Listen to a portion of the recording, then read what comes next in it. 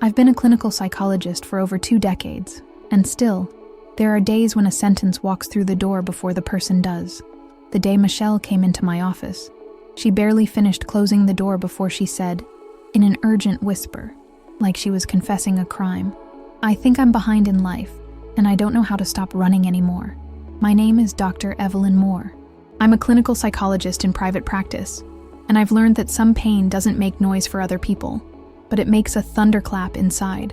Michelle's case was one of those, not because of one specific tragedy, but because of a constant feeling of losing, as if her whole life were an invisible competition, and she was the only one who never got the map. She was 32, polished on the outside and exhausted on the inside, hair pulled back with care, subtle makeup, a big handbag held like a shield. She sat on the very edge of the gray armchair, shoulders tight, fingers fidgeting with a ring that wasn't there on her ring finger. My office was quiet, softly lit, the wall clock ticking politely, but I could tell the loudest clock in the room wasn't the one on the wall. It was hers. "I shouldn't be like this," she said quickly. "I have a job, I pay my bills, I have friends. There are people with real problems. I've heard that attempt to shrink your own pain more times than I can count." I kept my voice warm. "What happened that made you book therapy now?" Michelle breathed like she was holding back tears. "Dinner at my mom's. I thought I could handle it, but I couldn't. I let the silence make space, and she started pouring it out, unable to stop. Her mother serving roast chicken, her sister Dana talking about her son's achievements like she was presenting a resume, her cousin Jenna flashing her engagement ring, everyone cheering, and Michelle sitting there, smiling with her face while her chest tightened. "My mom asked when I'm going to get my life together," she said, with a bitter little smile. And Dana said, "You don't want to wake up at 40 and realize you missed your window." "Missed your window," I repeated slowly. "I hate that phrase," Michelle said, anger rising. "Like my life is some limited time offer that expires." "And what did you do?" I asked. "I laughed," she admitted, embarrassed. "I always laugh. I turn into the funny one, the easy one, the one who doesn't cause trouble." And then Jenna said, "You're so lucky. You have so much freedom." Michelle closed her eyes for a second. "They say freedom like it's a prize, but it sounds like an excuse, like I'm a plan B." I watched the way she gripped her bag, as if she might fall apart if she let go. "When you left there, what happened?" I asked. "I went home and scrolled social media," she said, eyes already wet. "Engagements, babies, promotions, perfect trips, perfect bodies." Dana posted a picture from dinner with my whole heart, and my mom commented like I didn't even exist. I just stared and thought, what is wrong with me? Why can't I keep up? I said calmly. "It sounds like you live inside a scoreboard." Michelle went still, like I'd just spoken the secret name of what she'd been feeling. "Yes," she whispered, "a scoreboard, and I'm losing." "Let's understand that scoreboard," I said. "When you compare yourself, what do you feel happens to you?" Michelle took a deep breath, irritated. "I lose the right to relax. If I rest, I feel guilty. If I have a good day, I ruin it. I look at my life like it's a list of overdue things." She swallowed. "And the worst part is I do it to myself. I know I do. I know I'm doing it." I nodded. If that inner clock had a voice, whose voice would it be? She answered too fast. "My mom's. Dana's." Then she hesitated, like she didn't want to open that door. "And my ex's." "Tell me," I said. Michelle's face flushed, like she was exposing something humiliating. "Luke, 4 years together. Everyone thought we were going to get married. And when he ended it," she looked down, "he said something. One sentence that sticks to your skin. He said, 'You're a great person, Michelle, but you're not anyone's first choice.'" My stomach tightened.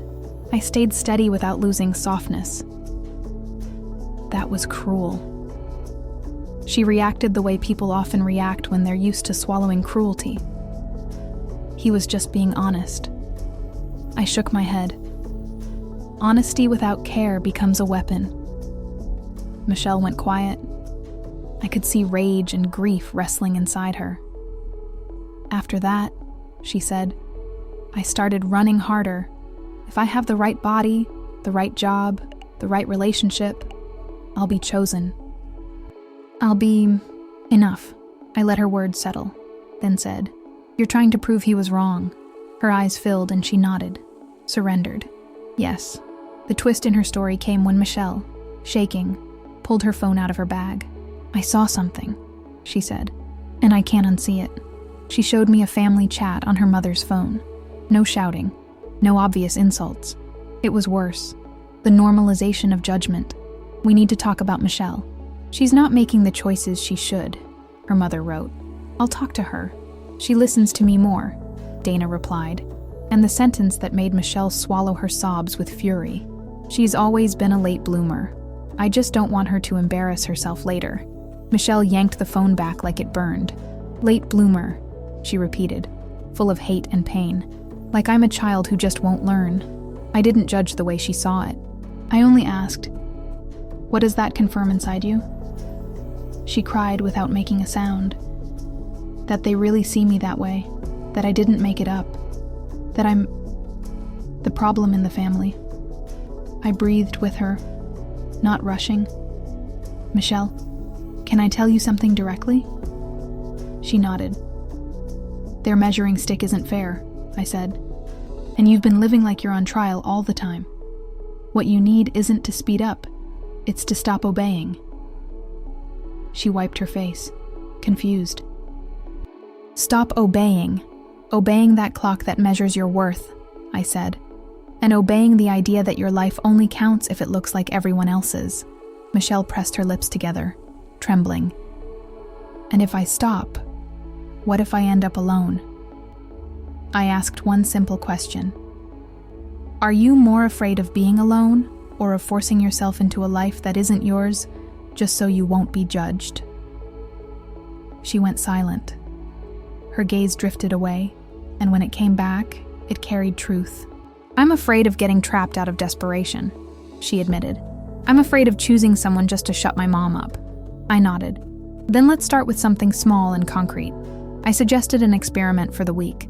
No social media after 9 at night, and when the comparison hit, she would write down the question that showed up, raw, exactly as it came, not to punish herself, to see it.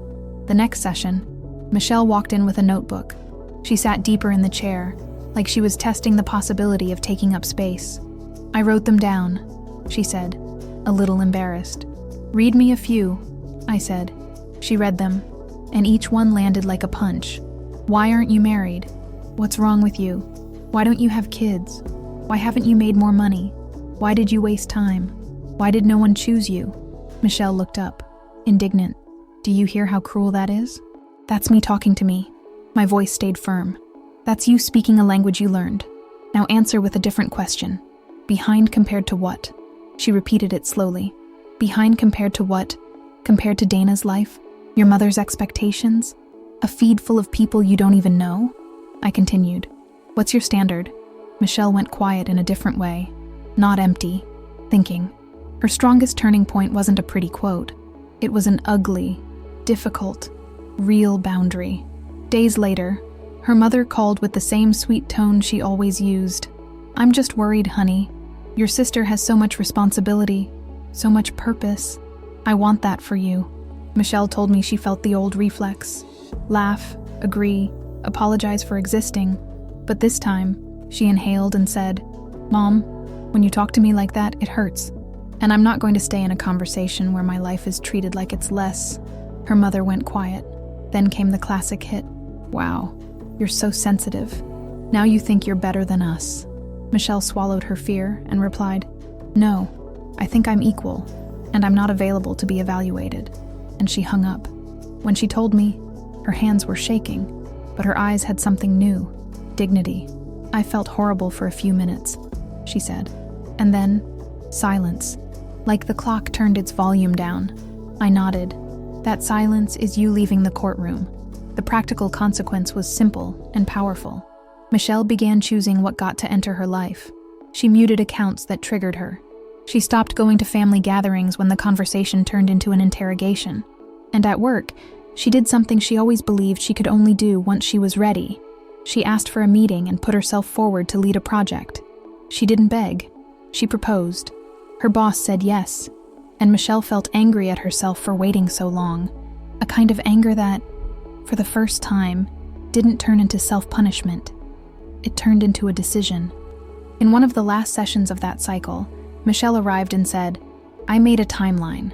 She handed me a page titled, "My Life, My Milestones."